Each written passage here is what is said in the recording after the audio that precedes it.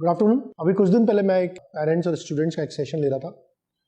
Specially उन बच्चों का सेशन ले रहा था जिन लोग बच्चों के एग्जाम में मार्क्स कम आते हैं, जिनकी परफॉर्मेंस उतनी अच्छी नहीं चल रही थी जितनी चलनी चाहिए। और मैं पढ़ाई करने के तरीके के बारे में बता रहा था कि पढ़ाई कैसे करनी चाहिए और पेरेंट्स को कैसे घर पे सुपरवाइज करना चाहिए। और जैसे ही मैंने कुछ एग्जाम्पल देने चाहे, उसमें कुछ क्लास 9-10 के स्टूडेंट्स भी थे, कुछ क्लास 7-8 के बच्चे भी बैठे हुए थे। और कैसे पढ़ाई को इफेक्टिवनेस तरीके से करनी चाहिए, मैं उसका एक डेमोन्स्ट्रेशन दे रहा था। तो मैंने 10 क्लास के बच्चों से एक क्वेश्चन पूछा कि रैशनल नंबर क्या होता है। ये मैथमेटिक्स में बहुत बेसिक सा कंसेप्ट होता है और रैशनल नंबर की डेफिनेशन जो होती है हम क्लास 8 से ही पढ़ते हैं। तो उस मीटिंग में करीब 6 या 7 बच्चे ऐसे थे जो क्लास 10 के थे। उनमें से 3 बच्चों ने हाथ खड़ा किया। जिन बच्चों ने हाथ नहीं खड़ा किया उनको मान सकते हैं कि उनको नहीं आता था या वो कॉन्फिडेंट नहीं थे। लेकिन जिन 3 बच्चों ने हाथ खड़ा किया तो मेरा फर्स्ट इंप्रेशन था कि इन तीनों बच्चों को पता होगा कि रैशनल नंबर क्या होता है। तो मैंने जिस पहले बच्चे ने हाथ खड़ा किया, मैंने उससे पूछा कि हाँ बेटा आप बताओ क्या होता है रैशनल नंबर। तो उस बच्चे ने खड़ा हुआ, उसने बोला कि sir if a number can be represented in the form of p/q then it is a rational number. और बड़े कॉन्फिडेंटली उसने डेफिनेशन बोली। ये डेफिनेशन पूरी तरह से करेक्ट नहीं है, इसमें कुछ गलतियां हैं। और अगर आप इस डेफिनेशन को एग्जाम में लिखते हैं तो आपको नंबर हो सकता है कि 0 मिले, आपको नंबर मिले ही नहीं इस डेफिनेशन में। तो मैंने उससे फिर थोड़ा सा फर्दर ग्रिल करने की कोशिश करी। मैंने कहा क्या बस यही डेफिनेशन और कुछ नहीं है? उन्होंने sir any number which can represent the form of p/q is a rational number. मैंने उसको बिठा दिया। फिर मैंने दूसरे बच्चे से पूछा, मैंने इस डेफिनेशन में कुछ मिस्टेक है? तो दूसरे बच्चे ने खड़ा होकर बोला sir any number which can be represent the form of p and q when p and q are integers, that's sir ये करेक्ट डेफिनेशन है। तो पहला वाला बच्चा जो सुन रहा था उसने भी एक बात को एक्नॉलेज किया कि उसकी डेफिनेशन मिस्टेक है।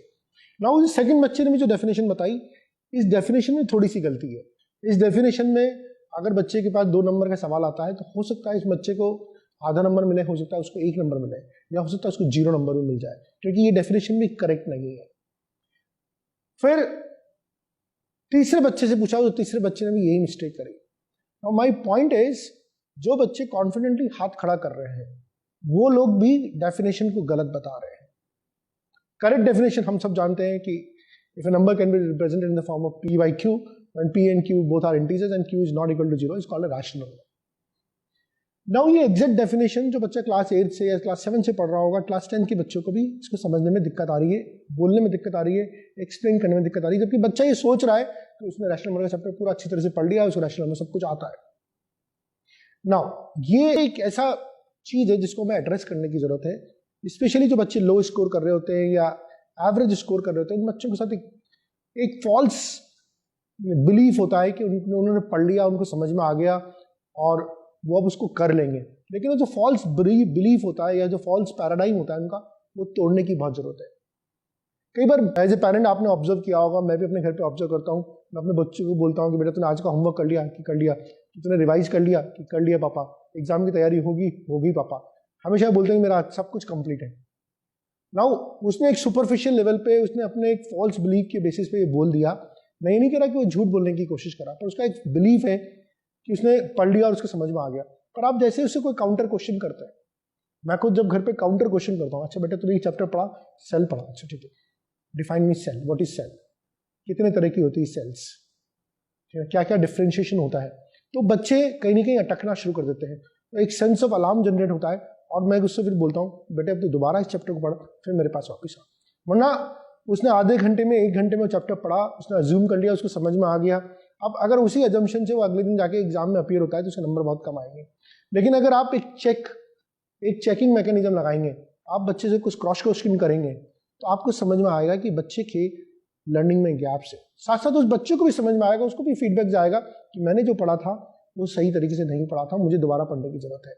पर अगर हम इस प्रैक्टिस को एज ए पेरेंट या एज ए टीचर हम इसको इंटरवेन नहीं करेंगे तो बच्चा उसी फॉल्स बिलीफ से बड़ा होता जाएगा, मुझे सब समझ में आ रहा है, लेकिन एक्चुअली में उसको कंसेप्ट समझ में नहीं आया, समझ में आया तो गलत समझ में आया, और उसी गलत कंसेप्ट से लेके वो हर चीज को विजुअलाइज कर रहा है।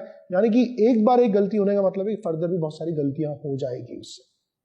तो इसलिए जब बच्चा लर्निंग स्टेज में है, 7th-8th क्लास में ही है, तब आप एक चेकिंग मैकेनिज्म डेवलप कीजिए कि बच्चा अगर बोलता है मेरे को आ गया समझ में, आप उससे जरूर पूछिए बेटा इसका मतलब क्या होता है, ये क्वेश्चन मेरे सामने करके दिखा, ये कंसेप्ट की डेफिनेशन बता के दिखा, मुझे ये फॉर्मूला ड्राइव करके दिखा।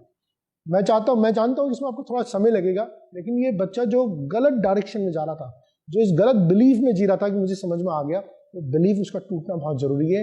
और उसको ये अलर्टनेस सेट होनी चाहिए कि नहीं, मैंने जो पढ़ा था वो शायद सही तरीके से नहीं पढ़ा था, let me revisit it, let me री अंडरस्टैंड दिस। और ऐसे बहुत सारे बच्चे होते हैं जो इस बिलीफ में रहते हैं कि उन्हें समझ में आ गया, और जब वो एग्जाम देते हैं तो नंबर कम आते हैं, और फिर एक इंट्रोस्पेक्शन जो होना चाहिए था वो नहीं होता। बच्चा पढ़ता तो बहुत है लेकिन नंबर नहीं आते। पढ़ाई से मतलब नहीं है। और एज ए पेरेंट हम भी कई बार बच्चे से इतिश्री कर लेते हैं कि हाँ भाई तेरी पढ़ाई सही चल रही है, सब ठीक चल रहा है, कोई दिक्कत तो नहीं है, और हम सोचते हैं कि अपनी ड्यूटी निभा दी। अगर आप रोज ये पूछ रहे हैं तो कोई फायदा नहीं हो रहा। बच्चा भी बोले हाँ पापा सब सही चल रहा है, कोई दिक्कत नहीं आ रही, खत्म हो गई बात। पर आप सप्ताह में आधे घंटे का 1 घंटे का समय निकालिए, सप्ताह में भले 2 दिन ही आप 15 मिनट 20-20 मिनट बच्चे के साथ बैठिए, बेटा क्या पढ़ रहा है, तेरी क्लास में कॉपी दिखा, तेरी होमवर्क कॉपी दिखा, अच्छा तूने ये चैप्टर पढ़ा है, चल मुझे इसकी डेफिनेशन बता, ये इस क्वेश्चन का आंसर बता, अच्छा ये सॉल्व एग्जाम्पल पढ़ा है, चलो ठीक है सॉल्व एग्जाम्पल को बंद करो, अब मेरे सामने सॉल्व करके दिखा। आप जब स्टेप्स देखेंगे तो कई बार बच्चे का ऐसा होता है कि वो ज्यूम कर लेता है। जैसे मैंने कई बार बच्चों को ज्योमेट्री में स्पेशली देखा है कि अगर कोई थ्योरम को प्रूव करना होता है, किसी चीज को प्रूव करना है, तो ज्यूम कर लेते हैं कि दोनों ट्राइंगल्स कॉन्ग्रुएंट है।